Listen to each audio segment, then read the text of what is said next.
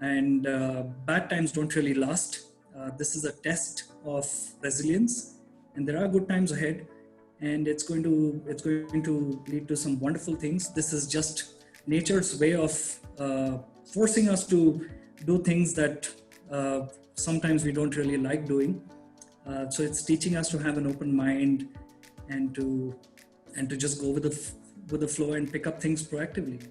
Welcome to another episode of the peopleHum interview series. I'm your host Anushka Rajesh from the peopleHum team. Before we begin, just a quick introduction of peopleHum. peopleHum is an end-to-end one-view integrated human capital management automation platform, the winner of the 2019 Global Coding Award for HCM that is specifically built for crafted employee experiences and the future of work. We run the peopleHum blog and video channel, which receives upwards of 200,000 visitors a year and publish around 2 interviews with well-known names globally every month. We have with us today Aditya Nagarkar. Aditya is a passionate learning and development and organizational development strategist leader. He enjoys building an engaging learning culture and transforming organizations through a sustainable talent pool of leaders and professionals. He holds deep expertise in e-learning, driving a digital learning mindset and envisaging as well as executing this vision with the aid of strategic planning and program management. Aside from this, he is also an SHL certified talent assessor and has provided several individuals with clarity and direction on their leadership styles and helped hire the right fit for many organizations. We are extremely thrilled and honored to have someone of his stage here today on our interview series. Welcome, Aditya. We're thrilled to have you. Thank you, Anushka, and I'm very happy to be on board as well. It's absolutely our pleasure. So, coming to the first question, Aditya, you've had an exceptional career so far. So, I just wanted to ask you, at any point in your career, did you ever realize that this is something you wanted to do? Like, were you so sure about that? And would you like to just share that story with our audience? Sure. I think it all happened about 10, 12 years ago. So I started working in the year 2000, and my first job was actually, I was taking calls at a call center at 24/7. I'm sure some of you might be aware of it. I grew my way up, and about 10, 12 years later, I just happened by chance. It was not a plan that I had in mind. I was part of an IT organization. I was part of a large IT company, an Indian IT company, where I was on one of my regular visits to the partner site, visiting our suppliers, our partners, and just to audit them on the safety, their infrastructure, and various other parameters that we used to go ahead and sign up and work with different suppliers and entities that would empower us to actually deliver an experience and training to our internal customers, which are people who would sit through our trainings. On one such visits, I had a general manager from the training team, a very senior gentleman who came along with me, and I had newly moved into this particular role. It was the first time I was actually getting into the training aspect, and this was managing the training infrastructure, the background operations, everything that happens behind the scenes of a training program, right from your procurement, supplier management, vendor management, infrastructure management, and I was managing this for the whole country. And this general manager who came along with me, he was, I think, very impressed with the kind of interaction I had with the supplier. I think what's important over here is, even though we call them partners and suppliers, we treat them as equals. We give them the respect that everybody deserves. So it's that human element which is very important, the empathy.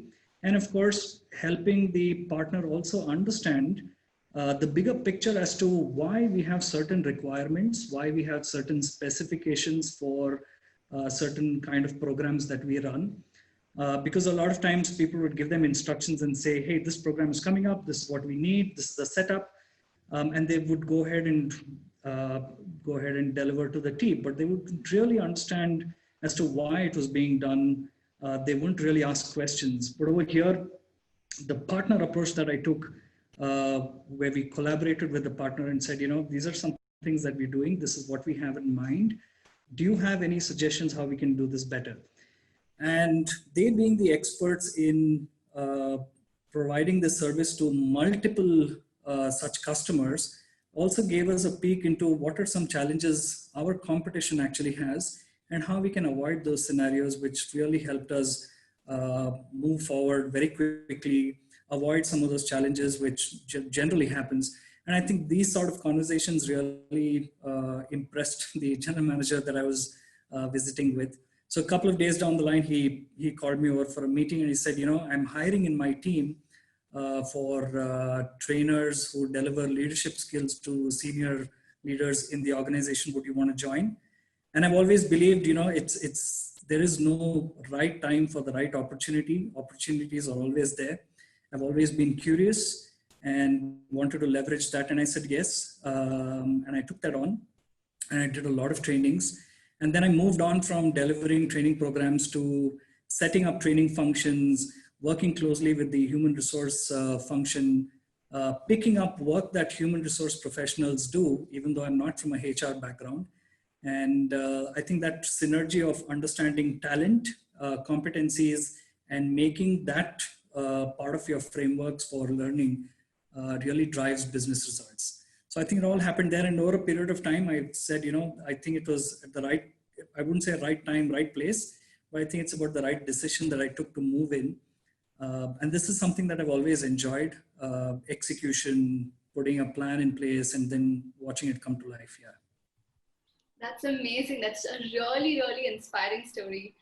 And congratulations on the fact that you actually took the risk and it has proven so successful for you.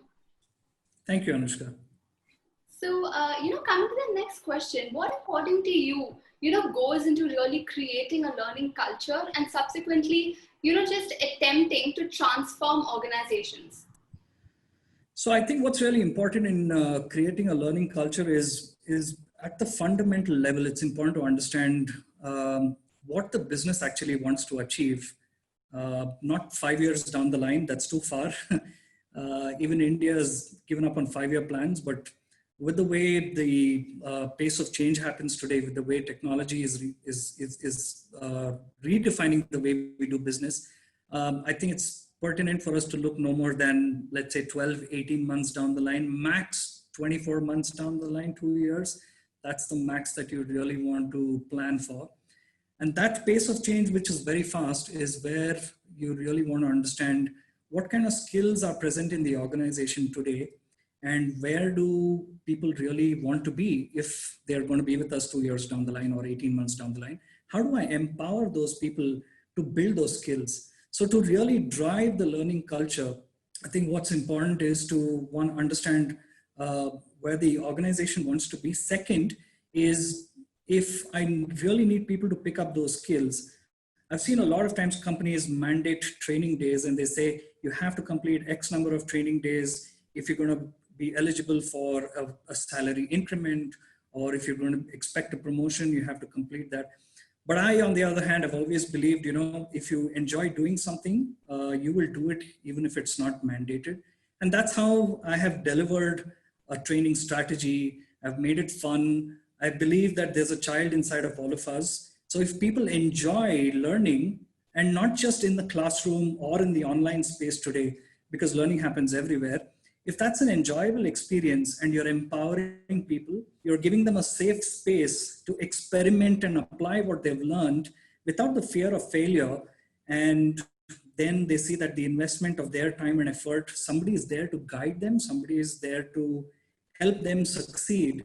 Because now they see that, you know, I have to go from point A to point B, and I might fail in the process, but it's not so much as a big deal because somebody is going to help me out. But I do have to reach point B because it's an advantage to me, it's an advantage to the organization. And you'll generally see, like Simon Sinek says, who's one of my favorite speakers, he says, why do you get out of bed in the morning? Why do you have to go to work? And you'll see people who will say, you know, I want to be a part of this program. If it's a training program or a learning program, whatever it is, I want to be a part of this initiative because that's where the company is going and I want to be a part of that journey.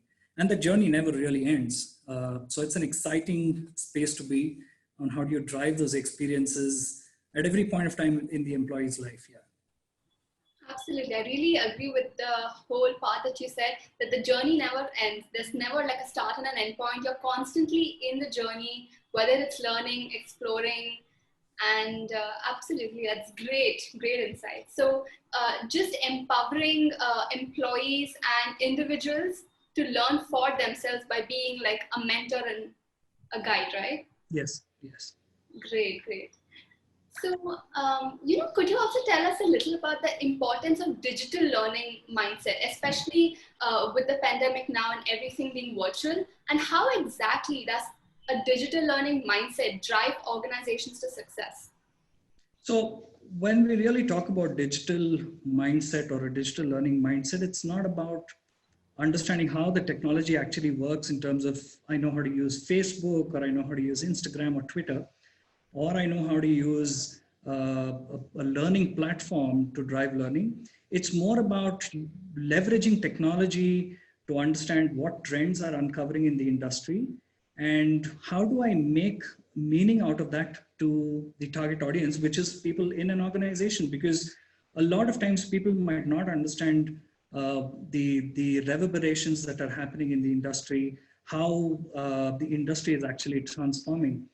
So you really have to break it down and help them understand it in their language. And this can be only possible through a training strategy which is built for that particular target audience. Now you might say for a mid-manager level, there are specific programs that you want to have addressed in the digital platform. There are several digital platforms out there, but I think the one that really works should have a great sense of engagement where it brings the learners and the facilitators together, more in terms of a discussion forum, because you want to have an open discussion, not so much as I've been asked to take this particular program. I have completed 100%. Where is my certificate? I'm going to put that on the intranet of my company. So everybody knows I've completed it. That's not a milestone that I would drive. I would rather look at what has that person learned?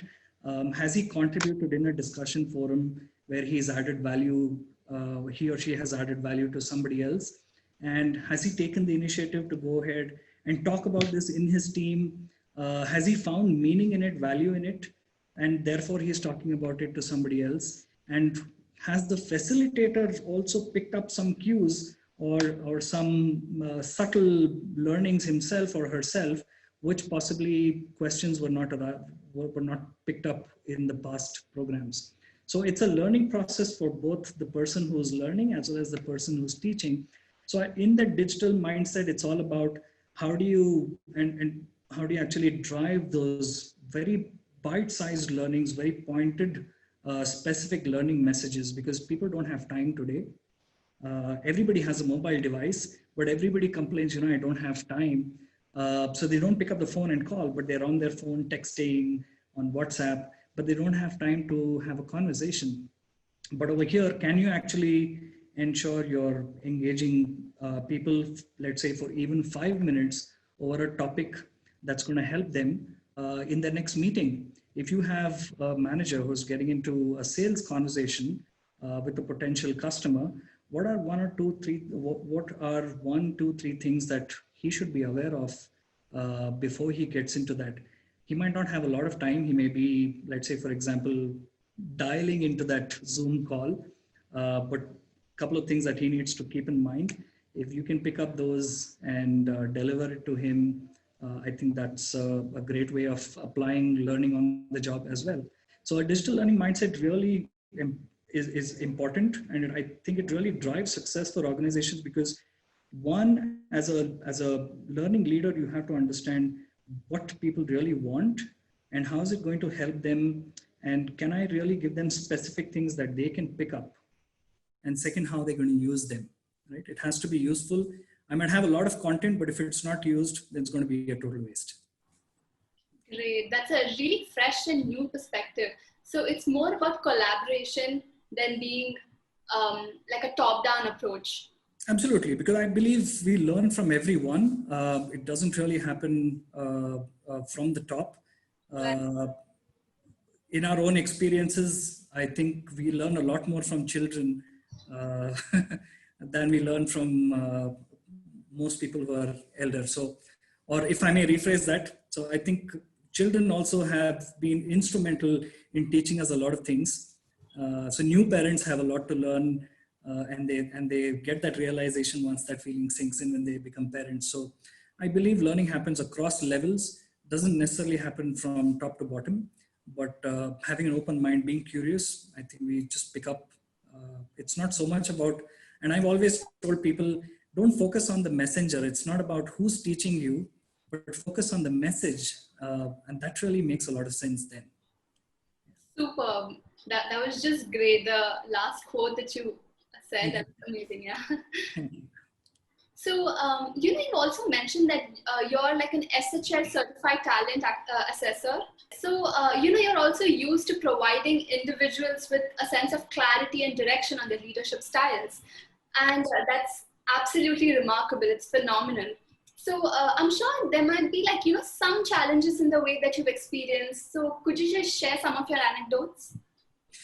Yes. So I wouldn't say a challenge per se, but it's more about when we talk about talent assessment, a lot of times, if people talk about what they're not really good at, but when we talk about talent assessment using psychometrics, it's about focusing on those 4 or 5 top strengths that an individual brings to a table.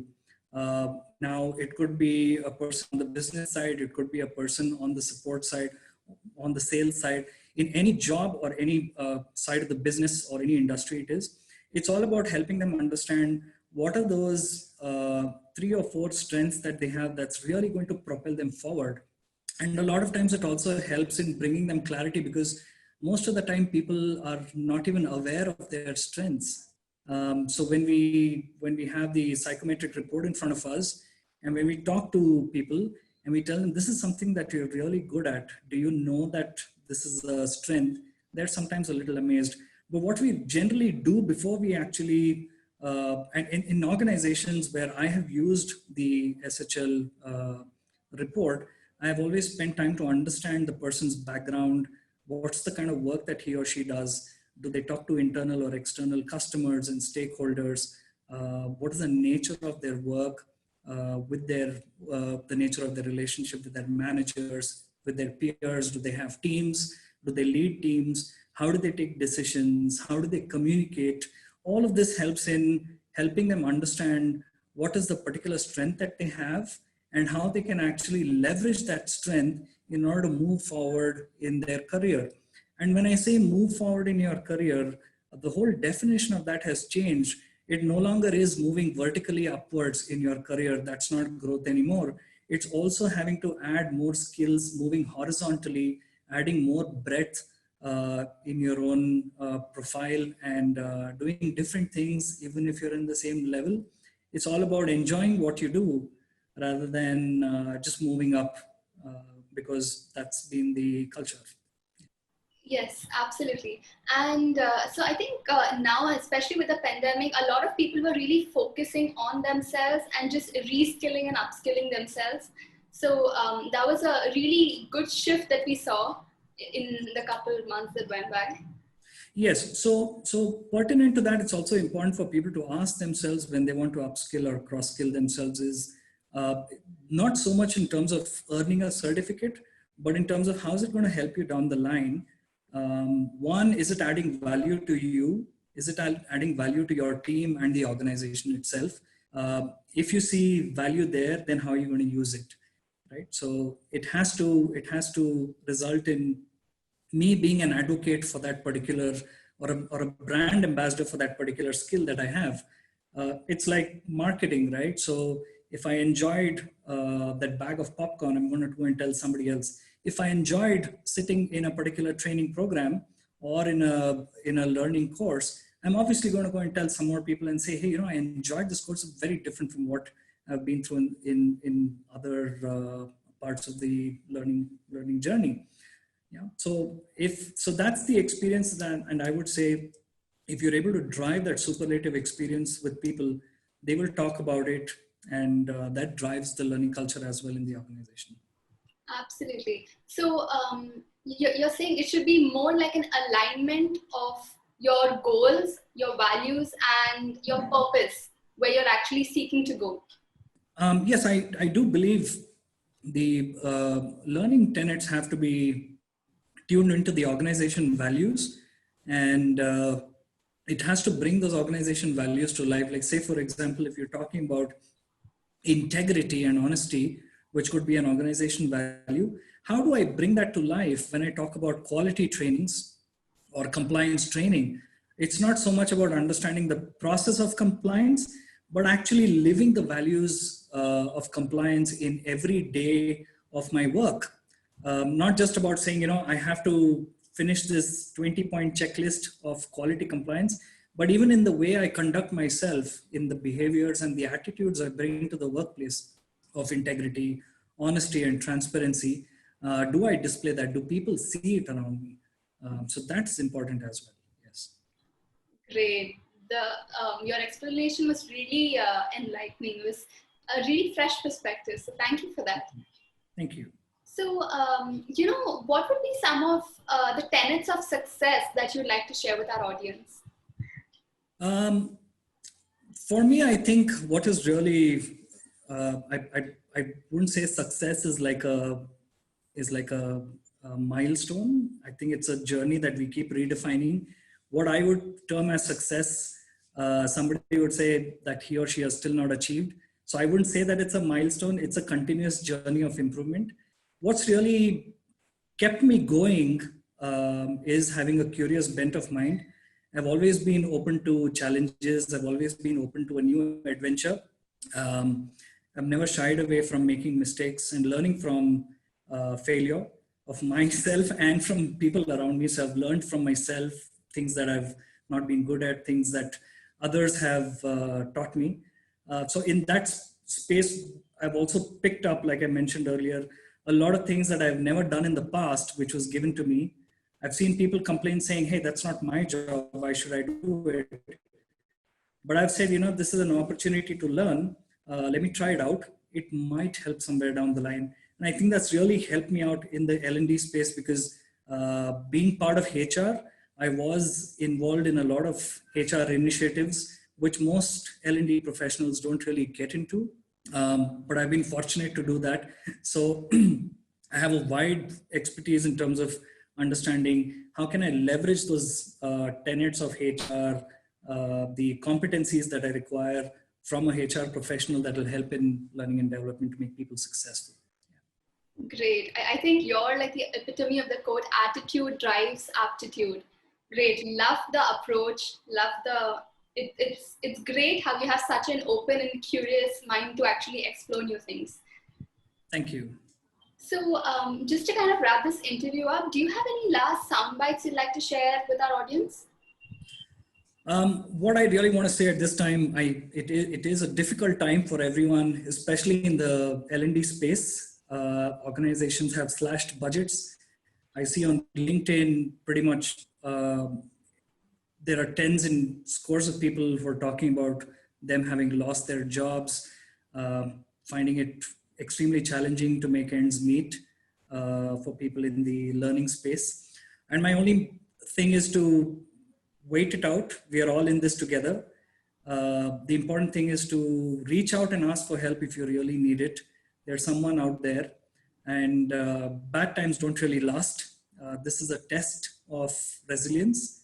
And there are good times ahead, and it's going to lead to some wonderful things. This is just nature's way of forcing us to do things that sometimes we don't really like doing. So it's teaching us to have an open mind and to just go with the flow and pick up things proactively. Great. Love the last bit of positivity. Thank you. Yeah. So thank you so much, Aditya. It was an honor talking to you. I really got some enlightening and fresh perspectives. And I think that if I can learn so much in a half-an-hour interview, our audience are surely going to benefit from this. Thank you so much, Anushka. It was a pleasure speaking with you, and my best regards to everybody at peopleHum.